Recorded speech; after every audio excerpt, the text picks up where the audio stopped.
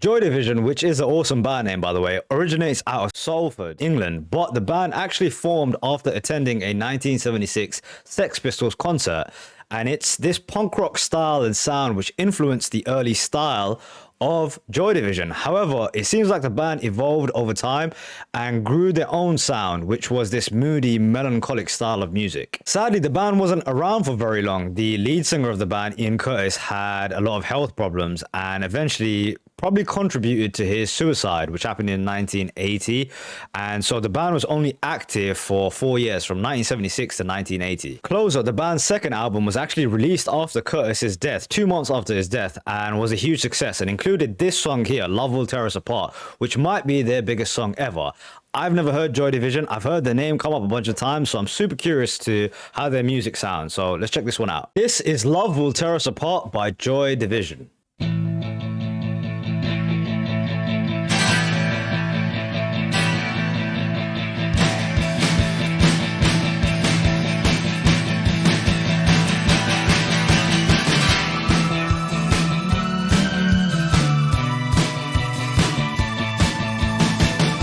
Oh, I like the melody of that.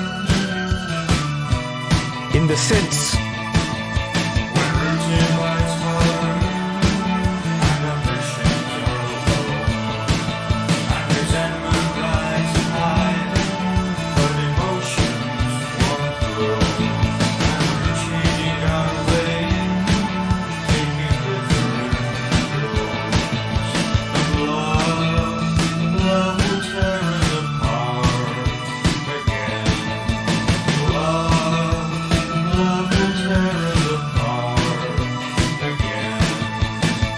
Okay, super interesting sound that they have. Excuse me, it's not something that I've heard before for sure.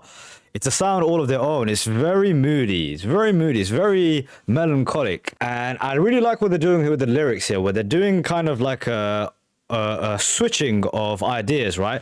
And routine bites hard and ambitions are low, and resentment rides high but emotions won't grow. Usually you might say something like emotions are riding high, but they say and resentment rides high and emotions won't grow, and instead of resentment won't grow. They're doing the opposites almost, and it really hits home with the chorus where they say then love will tear us apart again, which is an interesting take. It's like, what? Usually love brings people together. Love will tear us apart again. Interesting take. It's almost a twist.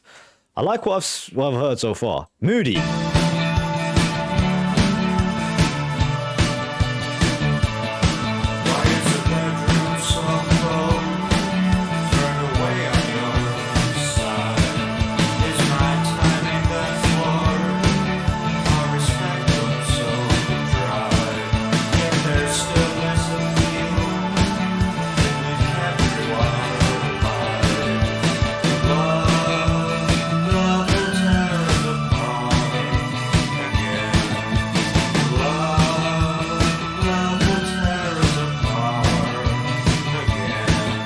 Great beat to it.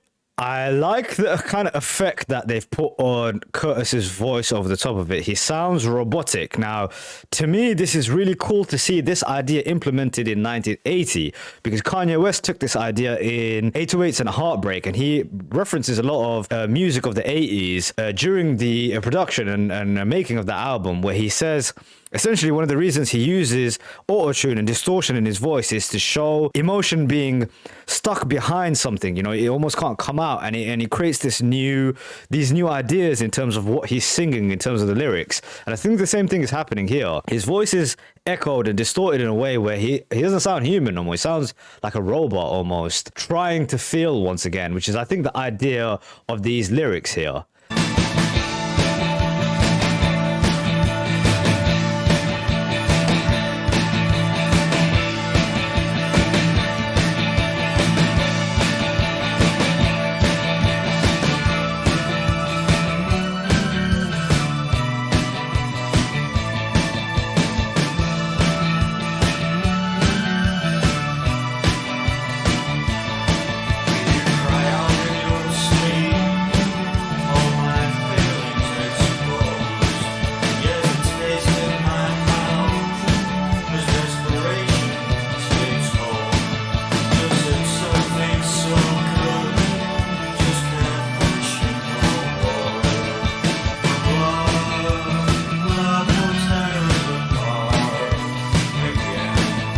It's so interesting to hear that emo music, the emo kind of craze that exists nowadays, stems all the way back to the 80s. This is like emo music. This is like proto emo music.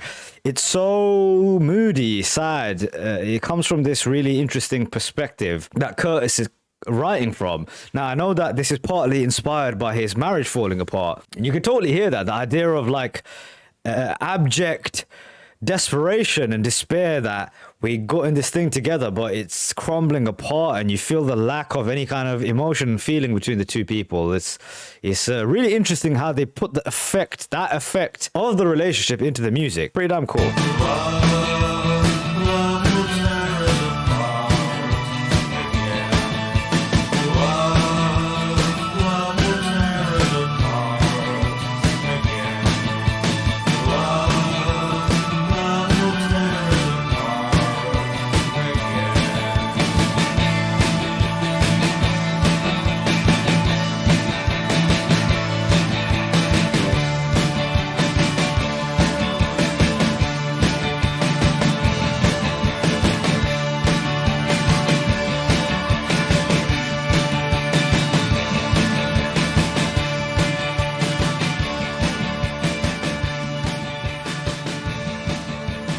Very, very, very interesting song. Not something I've heard ever beforehand. And I think it's the last third that really won me over in terms of the music of it.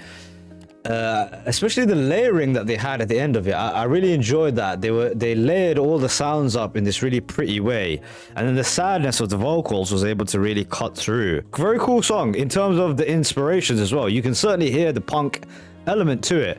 His delivery, his tonality in a sense, and with the repetition of the guitars, you know, I think that's quite a prominent thing in punk music. The riff, which is simplistic and is just there the whole time, repeating. It kind of has that element to it, which is cool to hear that they got together at a punk rock concert, at a Sex Pistols concert. All in all, a very interesting listen. I've heard about this album. They were very influential, but it didn't really, it's not my kind of music exactly. I've never been one for the super moody stuff like this, but it's cool to hear that Manchester was making waves in music in the 80s. They seem to have a huge, rich musical kind of history, man. There are a lot of great bands coming out of Manchester. Cool track, man. I'm open to listen to more Joy Division. I guess I'll catch you guys on the next one. Peace.